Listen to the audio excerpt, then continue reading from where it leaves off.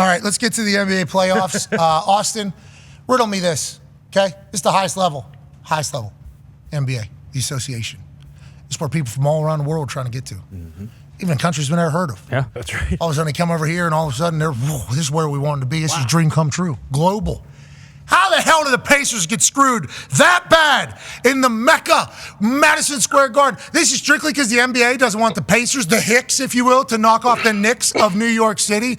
That is clearly just a batted pass. Great work, good defense by Nesmith. What a stud. Mm-hmm. And then at the end of the game, moving screen. What is it? Are these adults playing or is this LA Fitness? Austin, how does this happen? This is strictly the NBA and Adam Silver, who, friend of the program, and I hope he hears this, wanting the big market to knock off the little old Indianapolis, because Tyrese Halliburton's making that shot. We take the lead. Mm-hmm. The other one, it's a layup going the other way. We steal one in Madison Square Garden. Suck it, Starberry. Mm-hmm. Suck it, Mariano Rivera. Suck it, Spike Lee. Suck it, New York City. Suck it, Bruce Brown. But instead, these refs ruin it all. Austin, is this normal? Listen, is this, should I be as upset as I am? I never like when the refs take it out of the players' hands. I like games to end with the players making the decisions, whether it's making a shot, missing a shot, turnover, whatsoever. If we're going to call moving screens, man, we could call that all game. I didn't like the moving screen call. Obviously, the kickball call was just a mess up. I don't know how you do that. It wasn't even really that close. It was clear. I could see that from the TV screen that he hit that with his hands. So, to botch that and then follow up with a moving screen.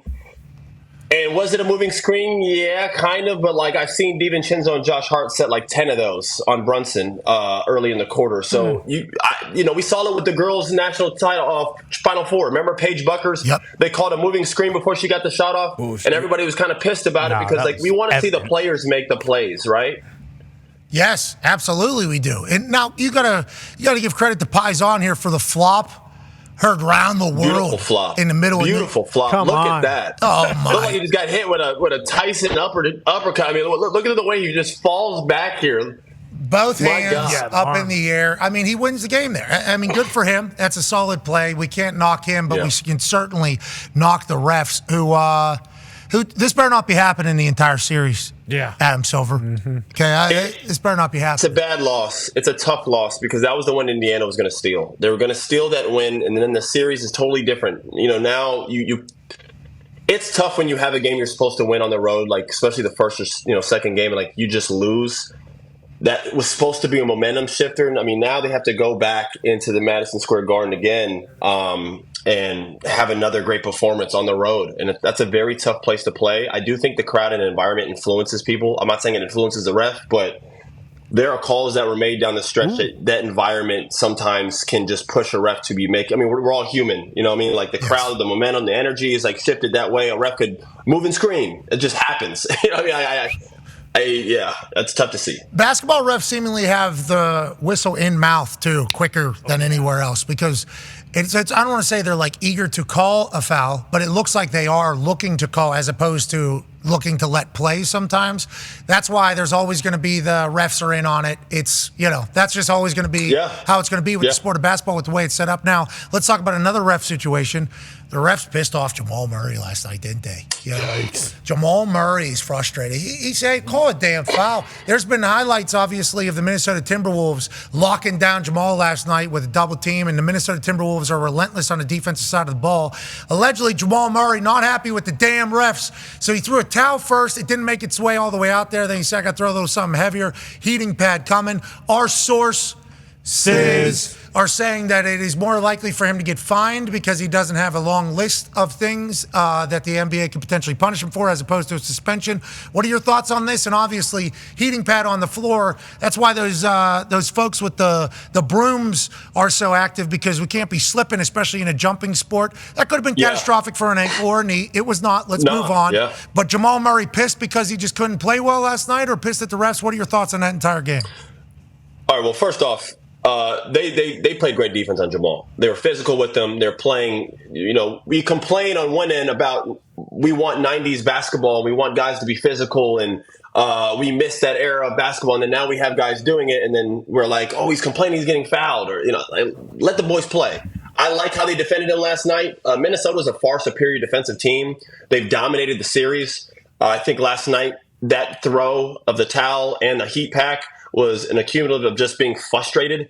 Their whole team was frustrated. They're complaining and bitching and whining the entire game. Timberwolves are throwing punches. They're pulling, they're scratching, they're pinching, they're getting under their skin, they're talking trash. I mean, I saw clips of Karl Towns say stuff to the crowd. This is the defending champs, by the way. On the road, where they're supposed to notoriously have a home court advantage. I played there for 2 years. That elevation is something real. And the Timberwolves have gone there and just punched them in the mouth. And I think frustrations are boiling over there. And you're seeing a lack of depth from Denver. Remember, they got rid of Bruce Brown, and they didn't sign back Jeff Green, and like all those guys that they didn't have. You know what I mean? Like, these are guys that really slipped through the cracks with them. And now we're seeing in a series, they are struggling to score the ball. And they're definitely struggling to guard Anthony Edwards. That dude is, my God. And in terms of the hot pack, let's move on. Find them and let's play basketball. The last thing we want is Jamal Murray off the court. If that's the case, the series is over. If Jamal don't play game 3, you can kiss this series goodbye.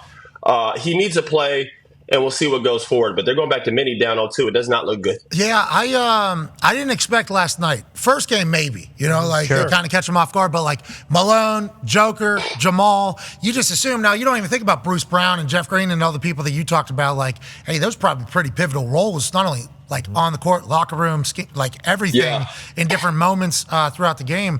But I just assumed they'd be able to figure it out because that's what they've done against everybody seemingly since I started watching them in the playoffs whenever they go on the run.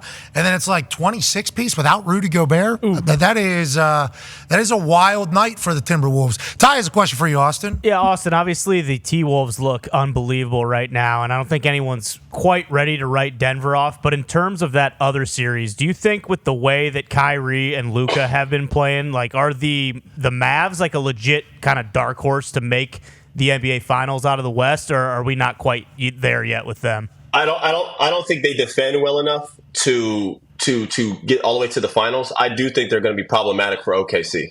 I think the OKC's going to have their hands full playing against that team. I know everybody's favoring OKC. They got the record. They got the young group that everyone's hype about. I love them for the future as well. But if we're talking about right now, with their youth comes vulnerability. They're going against some very seasoned players. And listen, I'll be honest with you, man. This year has been a big symbolism of the role players in the little trades and acquisitions have been much more important to teams than getting these big stars. We saw Phoenix trade the house for Kevin Durant and it hasn't worked out. They tried to get a big 3, didn't work out. We've seen teams make small moves in getting role players that have changed their team, man. New York has changed their team. They went and got Josh Hart. They went and got DiVincenzo. They went and got OG. They're a much better team now. No, they didn't get any superstars, but they're a much better team.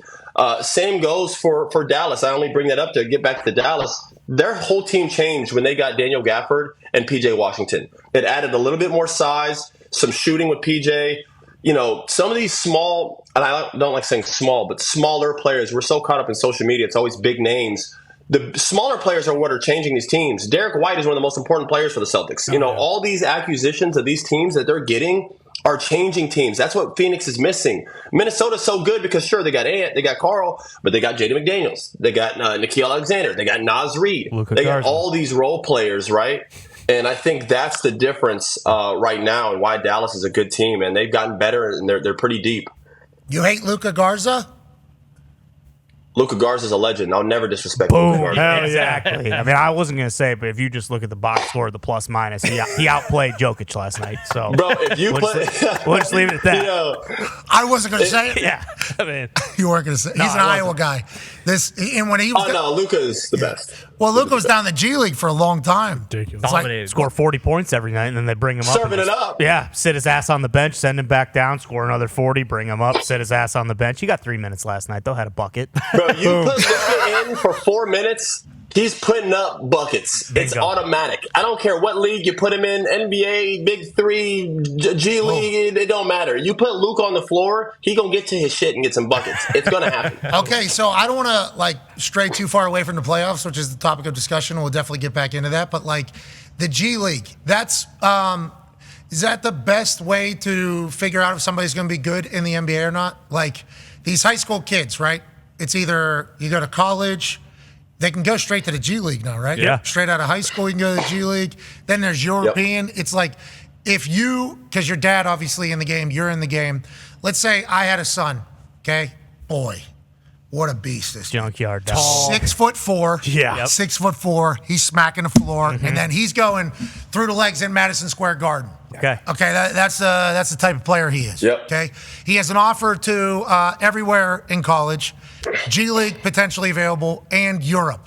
If I wanted him to get the NBA fastest, in your eyes, what would be the smartest route for the NBA people to figure out whether or not he'd be good at the NBA, and for us to figure out whether or not he'd be good in the NBA? You think? I think because the G League is so up and down, for me, if you have a top-level prospect or if you've got a top-level kid, go to college. If you're that good, just go one and done. If you go into like one of these blue bloods or one of these top programs, you don't even have to put up crazy numbers because you're usually coming there with some mutual talent. Like if you go to Duke, for instance, Cooper Flag, good example, right? He could have gone overseas. He could have gone anywhere. He went to Duke. He's going to Duke University. He's coming in with like 4 other top prospects. All Cooper Flag's got to do next year is average like 12, 13 points. And he's going top 5 in the draft. If he has anything better than that, he'll go number 1 in the draft. It's a 1-year process. You get to go to college. You get to play in Cameron. You get to play in rivalry games. You get to compete in top level talent.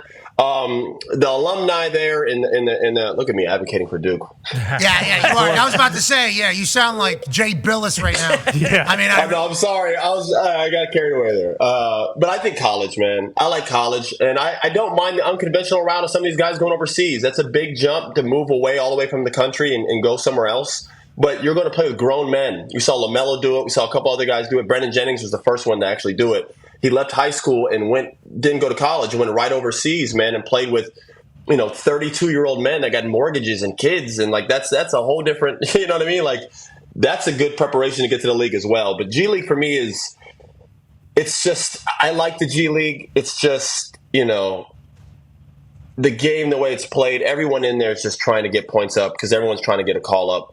It's very hard sometimes to look at talent. Mac McClung is the MVP of the G League and has never gotten a call. Do you know what I'm saying? Dunk. Like it's like dunk. Yeah, he gets called for the dunk contest even though the kid can play basketball. You know what I mean? So it's just like the G League's very hit or miss with me. I prefer the old-fashioned route of college. If you want to do something new, then go overseas, play some grown men for a year. So my kid's going to college. Yeah. You don't have the brain to go to Duke though. So let's make sure. And also, let's go to. I took ping pong class, man. Well, let's not even get into how you guys were cheating. Yeah, we can get into that if you want, Austin. Yeah, Frisbee class, ping pong class, Duke education. Got it. That's right. All right.